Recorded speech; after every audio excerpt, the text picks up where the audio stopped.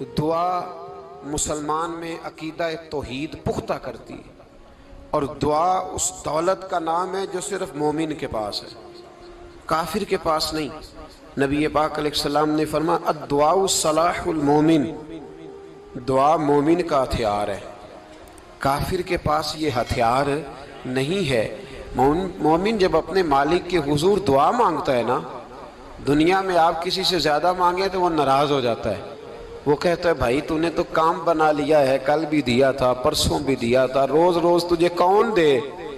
میرے نبی پاک علیہ السلام نے فرمایا جو اپنے رب سے زیادہ مانگتا ہے رب اس سے زیادہ راضی ہوتا ہے، زیادہ راضی ہوتا ہے۔ اب دعا مخصوص اوقات نہیں دعا کے، فرمایا اذا دعان، جب بھی دعا مانگو گے تمہارا رب تمہاری دعا کو، جب بھی دعا تو دعا کرتے رہنا چاہیے، ہر وقت دعا میں بندہ شامل رہے، اللہ کے ذکر میں شامل۔ یہ جو قرآن مجید نے کہا نا یا ایھا الذین آمنوا اذکروا اللہ ذکرا کثیرا، اے ایمان والو اپنے رب کا ذکر کثرت سے کرو، وسبحوہ بکرۃ واصیلا، اور صبح و شام اسی کی پاکی بیان کرو۔ تو اس سے مراد یہ نہیں ہے کہ تسبیح لے کے سارا دن مسجد میں بیٹھے رہو اور کام کوئی نہ کرو، بلکہ اس کا مطلب یہ ہے کہ روٹی شروع کرو تو اللہ کے نام سے، اختتام کرو تو اللہ کے نام، سو جاؤ تو رب کا نام لے کے، سویرے اٹھو تو اللہ کا نام لے کے، جب تمہیں کوئی چیز اچھی لگے تو ماشاءاللہ کہو، جب کوئی مصیبت آئے تو کہو انا للہ و انا الیہ راجعون۔ تو سارا دن اللہ کا ذکر جاری رہے گا۔ نبی پاک صلی اللہ علیہ وسلم نے مسلمان کو ایک دوسرے سے ملنے کا طریقہ بتایا۔ مصیبت آئے تو کیا کہنا ہے؟ صرف فوتگی پہ نہیں کہنا، اس کی وضاحت کر دو۔ کوئی بھی الذین اذا اصابتہم مصیبہ، جب بھی کوئی مصیبت آئے اللہ کے بندے کہتے ہیں ہم اللہ کی طرف سے آئے ہیں اور اللہ کی طرف ہی ہم نے لوٹ جانا۔ تو میرے عزیز ہر وقت اللہ کا ذکر جاری رہے گا، ہر وقت زبان پہ رب کریم کا۔ دیکھیں نا نبی پاک علیہ السلام نے ہمیں ملاقات کا طریقہ بتایا۔ ایک صحابی آئے تو انہوں نے آ کے کہا السلام علیکم، نبی پاک علیہ السلام نے فرمایا رب تعالیٰ نے اسے 10 نیکیاں عطا فرمائی ہیں۔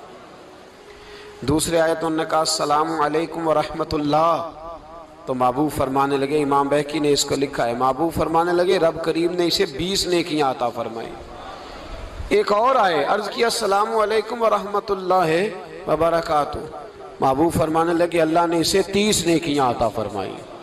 اچھا اس کا مطلب کیا ہے؟ السلام علیکم، تم پر سلامتی ہو، سادہ ترجمہ یہ ہے کہ تم سلامت رہو، تم سلامت رہو، ورحمۃ اللہ وبرکاتہ، تم پر اللہ کی رحمت بھی ہو اور اس کی برکتیں بھی ہو۔ وہ کیا کہتا ہے؟ وہ کہتا ہے وعلیکم السلام، تم پر بھی سلامتی ہو، ورحمۃ اللہ وبرکاتہ، اللہ کی رحمت ہو اور اس کی۔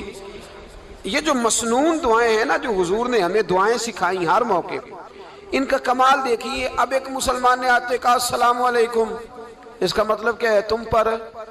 اب وہ جھگڑا کرے گا اسے مارے گا، اس کا مال چھینے گا؟ اس نے تو آتے ہی کہا تم پر سلامتی ہو۔ تو جو سلامتی کی دعا دینے والے ہیں وہ جیب تھوڑی کاٹیں گے، وہ غبن تھوڑی کریں گے، ڈاکہ تھوڑا ڈالیں گے۔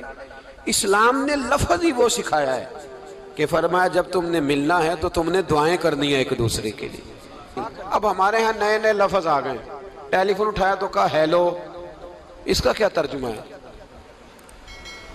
کون ہے؟ اس کا کیا ترجمہ ہے؟ جی جناب، اس کا کیا مطلب؟ ہم نے دیکھا بڑے بڑے سمجھدار لوگ السلام علیکم کی بجائے کہتے ہیں کیا حال ہے؟ بھئی کیا عجیب بات ہے، بھئی کیا حال ہے کا کیا مطلب ہوا؟ وہ بعد میں کرنے کی بات ہے۔ اور کچھ تھوڑا سا جو ادیب ہیں، جو بیچارے حروف کے پیچ و تاب میں رہتے ہیں، وہ کہتے ہیں آداب عرض ہے۔